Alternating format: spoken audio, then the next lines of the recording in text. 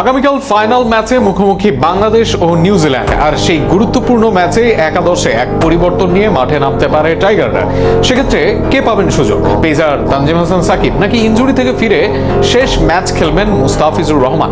চট্টগ্রামের পিচে ডেথ ওভারে গুরুত্বপূর্ণ হতে পারেন ফিজ। সেক্ষেত্রে বাংলাদেশের সম্ভাব্য একাদশ নিয়ে থাকছে প্রতিবেদন। আগামীকাল সিরিজ জয়ের লক্ষ্য নিয়ে মাঠে নামবে বাংলাদেশ নিউজিল্যান্ড দুই দলই। তারকা ক্রিকেটারদের ছাড়াও দারুণ খেলছে নিউজিল্যান্ড। গুরুত্বপূর্ণ ম্যাচের আগে উইলিয়াম ও রোর্ক স্পষ্ট জানান দিয়েছেন সিরিজ জয় তাদের একমাত্র লক্ষ্য।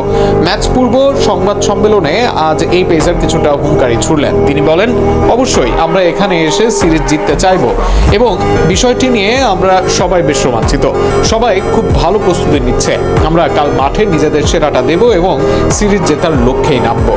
ওপেনিং পজিশনে জ্বলে উঠছেন কেউ না কেউ। আগের দিন সাইফ ভালো খেলেছেন, গত ম্যাচে তানজিদ দেখিয়েছেন নিজের ঝলক। তাই এই জুটি ওপেনিং করবেন সিরিজের শেষ ম্যাচে। সবার প্রত্যাশা থাকবে সাগরিকায় রানের ফোয়ারা ছোটাবেন দুজনই। তবে একজন অন্তত জ্বলে উঠুন প্রতি ম্যাচের মতো, ন্যূনতম এটাই চাইবে দল। নাম্বার 3-এ সৌম্য সরকার খেলবেন আরও এক ম্যাচ।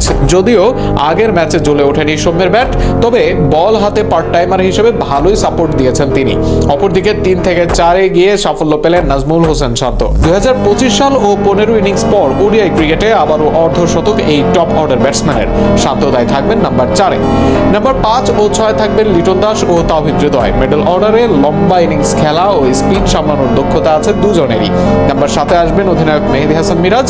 সিরিজের সর্বশেষ ম্যাচের জন্য ডাক পেয়েছেন তানজিম সাকিব।